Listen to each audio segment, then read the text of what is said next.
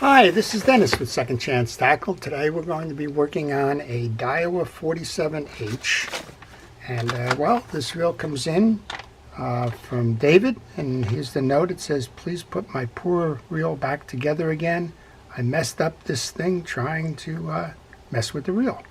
The drag washers probably need to be replaced. If you don't mind, please upgrade them to carbon fiber. If you have any questions, please call me." Well, we'll see. It seems to be the week for reel in a bag projects. I've had a couple come in, and well, it's easy enough to get distracted and to lose your way in working on a reel. So one of the things I always recommend to do is to take pictures along the way. And if you do get stuck, go to the internet and get the schematic for the reel, and that will show you how to align the right pieces and parts, primarily because it'll be an exploded diagram. Well, I'm not quite sure how far David got with the reel. We'll start by doing what comes in the case here. We're going to oil that bearing back there, and I'm going to take the pawl out. It looks like this is pretty much a new assembly, but we'll find out for sure. I just want to check. You're never quite certain what's been done to a reel when you find a reel in pieces and parts. So you want to check. So we're going to take that out, bring the pawl out, check the pawl. This reel looks like it's in very nice condition, other than it's in pieces and parts. Just take your time and you will eventually get that pawl out, and then check, make sure that the two sides of them are equal and that the points are in good condition. Replace the pawl in that assembly. Hold your tension on the pawl, spin the idler gear to make sure that it seats properly before you put the cap back on. So the chrome pieces and parts on this reel are very nice. I'm not sure how much use the reel has got, and I'm not sure on the actual pieces in the bag here, but overall this looks like a new reel. That's your handle. And we have, I guess, a couple of assemblies here. Now, I'm kind of working from memory on these because I sort of know the reel. But again, if you don't know the reel, then I would recommend that you go and get the schematic for it. Just going to take a kind of an inventory as I take the pieces and parts, put them into the parts tray.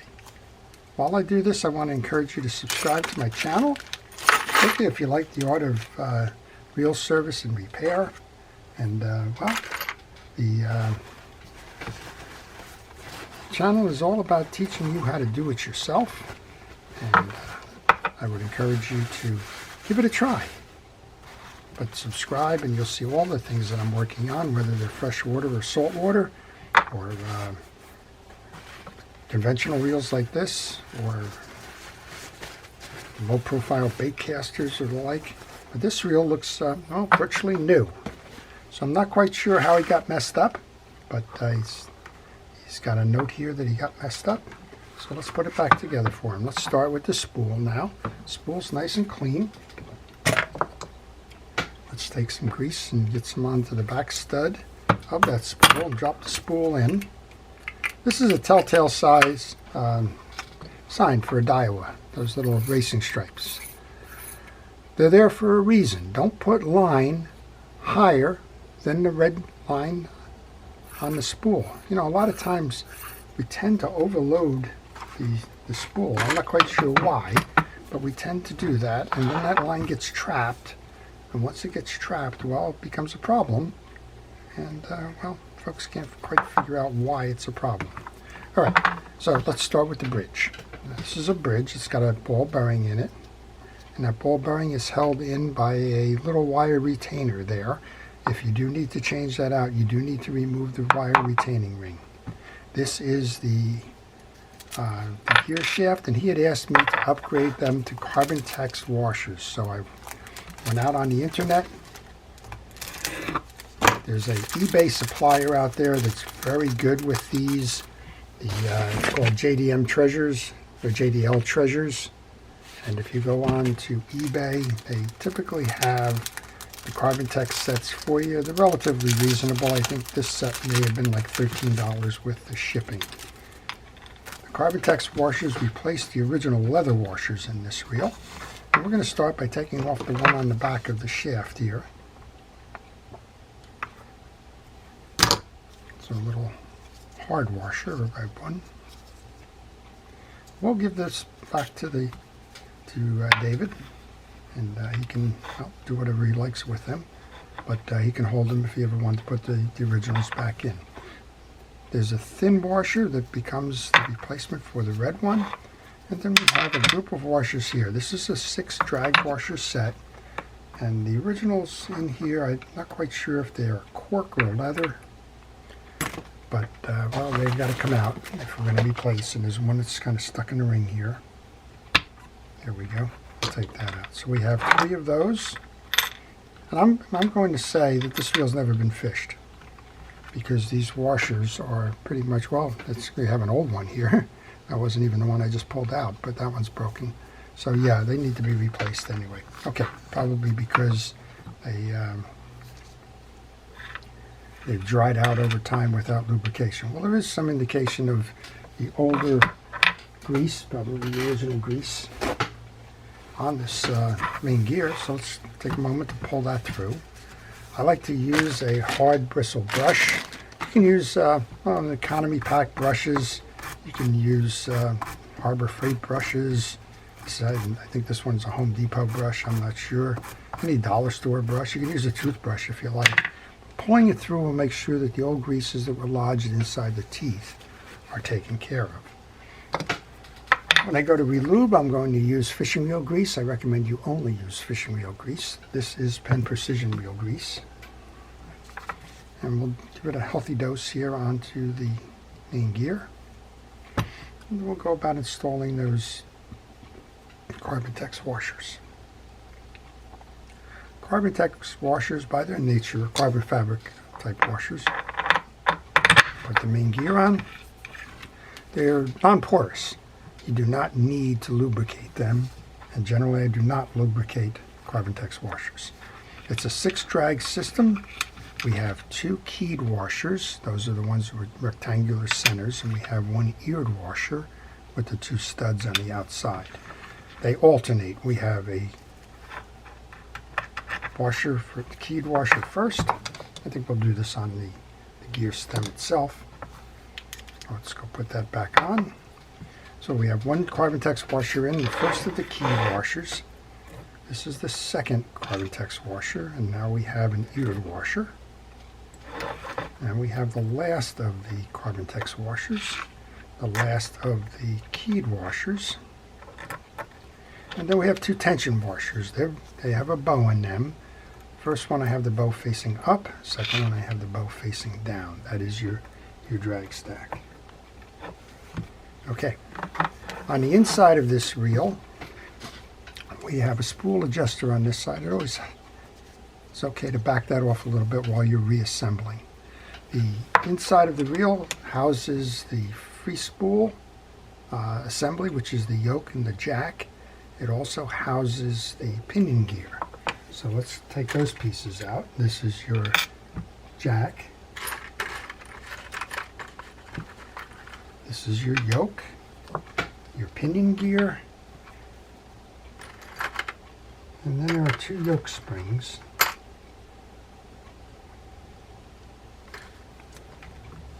As part of that assembly. Let's get these off and out of the way for a moment. Well, while I'm doing this, if you have any questions on this reel or any reel in particular, if you leave those questions in the comments section, I will try to answer those for you. I generally try to answer those in the morning, and that's the best way to reach me. I know some folks try to call on the phone, and well, when I'm doing videos, when I'm in my shop, and the like, phone is probably the last thing I can do. And generally those calls do not get returned regularly, or at least quickly.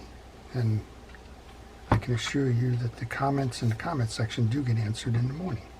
So try that first before you panic and try and give me a call. All right, So we've just taken the grease, we've inspected the teeth on the pinion gear. Everything is looking good there. When you go to load the pinion gear, the slot side of the pinion gear faces out or towards you. You're going to put a spring into each of the cavities. There's two, one on each side of the assembly. This one always gets a little dicey. I'm going to put the yoke on, press down. You want to place your jack over that, and then release. And why I say dicey, if you tilt it the wrong way, that pinion gear usually falls out. And it wouldn't surprise me if, well, it fell out during this presentation. If it does, don't panic, we'll put it back in. Next up, you're going to find that there's one screw that has a little securing nut on it. The rest of them do not. This is for your side that has the anti-reverse dog, and we just pulled the anti-reverse dog out. This is the proper side with the beak facing down. So we're going to load the main gear. Hopefully we're not going to knock off the pinion gear in the process, and we'll see how we do. Well, we were doing okay until we just had the one piece fall out. So patience is a good thing, and well, you need to exercise it here. I was told early on when I started working on fishing reels that you really need two things to be successful. One of them is that you need patience. The other one is that you need a sense of humor. You need to laugh at yourself, or have the ability to laugh at yourself. And I can assure you, I've certainly laughed at myself. Push down, reload the jack. This time around I'm going to hold pressure on the jack so that that doesn't slip. I want to make sure that I didn't lose that ear. That ear washer needs to stay in the case. Push down, and we'll try to do this again.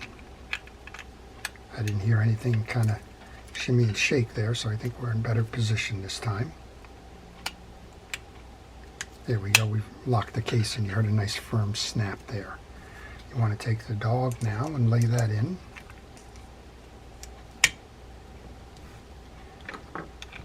Take the screw, bring it in from the lower case, put pressure on the screw, and now you can grab that dog and center the hole so that the screw comes through. It's just did there. So that's how it's going to look, but we haven't tightened that screw yet, so let's do that. That's a Phillips head screw. I'm just going to bring it to the point where it's just even here. I'm going to get another case screw, and I'm going to go on the opposite side. I want to secure the bridge without finishing that anti-reverse dog because of that tie-down nut that we have there. Let's put the second one in. This one's the third.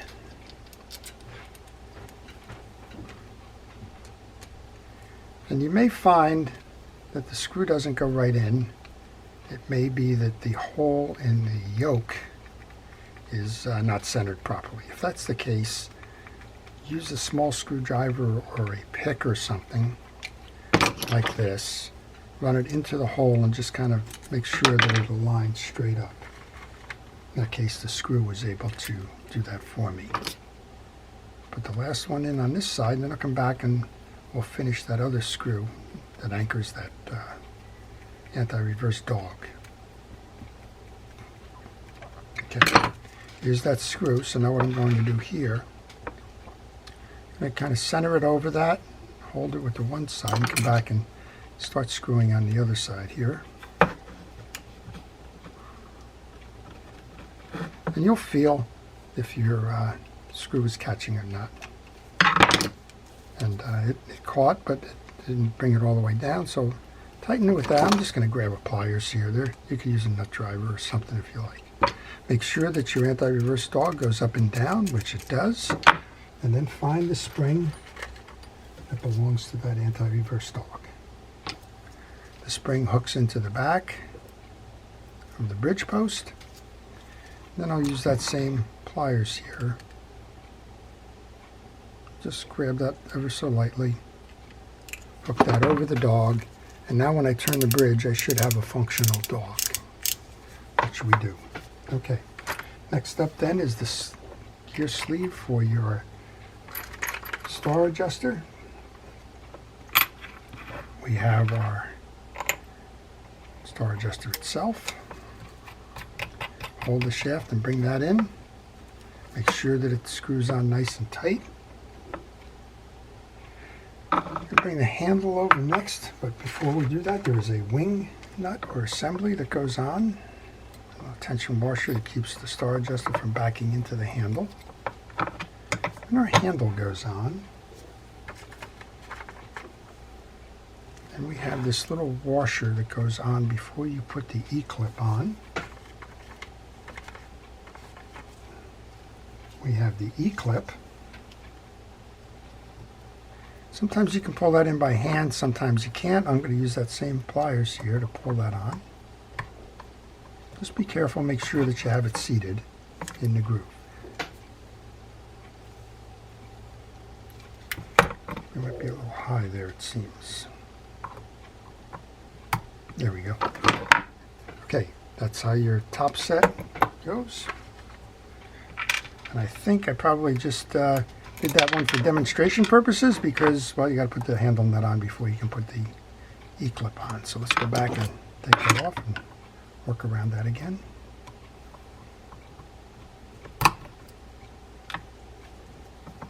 I don't know why they do that, because it makes it harder when you're working through that nut there.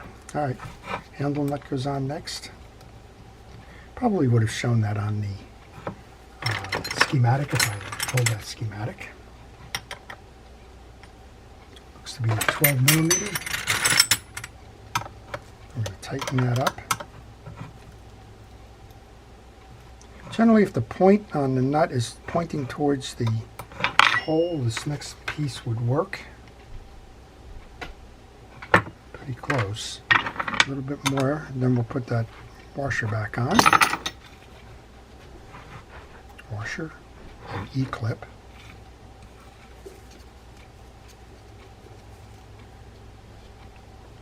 And we can pull this back in again. We've already had some practice with that. Watch these E-clips, they can fly, so you do need to sort of hold your finger with tension on it. This should line up now. It does. Get your tie-down screw. David, I want to compliment you. You had all the pieces. So a lot of times folks will tell me I took it apart and yeah, all the pieces are there, but springs shoot and clips go missing and the like. And generally speaking, they become problematic. One little piece that we want to do here, just put a little bit of grease onto the front side of that jack. We couldn't do that before, where it's going to slide in under this bridge. All right, that's pretty much set up. So what have we done so far? Well, we opened up the case, we oiled the back bearing, we made sure that we had a pawl system that was working. We did a quick analysis or inventory of the pieces and parts that belong on the reel. We started to reassemble. We changed out the washers for the drag system. I don't think we got that set there, do we? There we go, it's up here. You can use a pin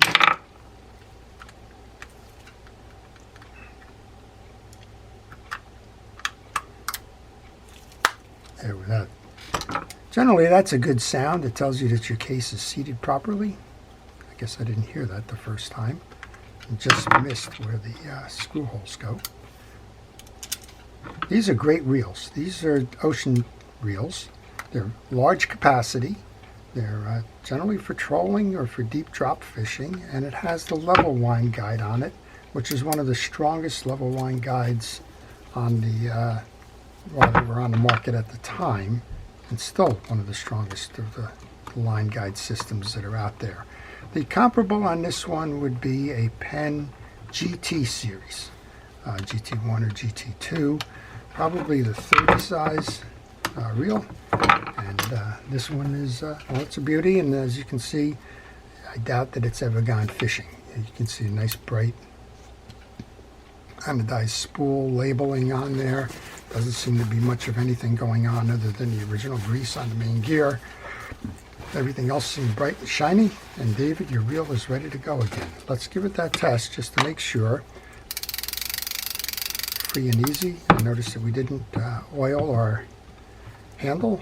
So there's a little oil port here. Push down on it with an oiler and just a quick shot of oil. Use fishing reel oil again, please. Give it a nice spin. You can oil that worm gear too. So, drop of oil. Make sure free spool works. It's working beautifully. And that's it.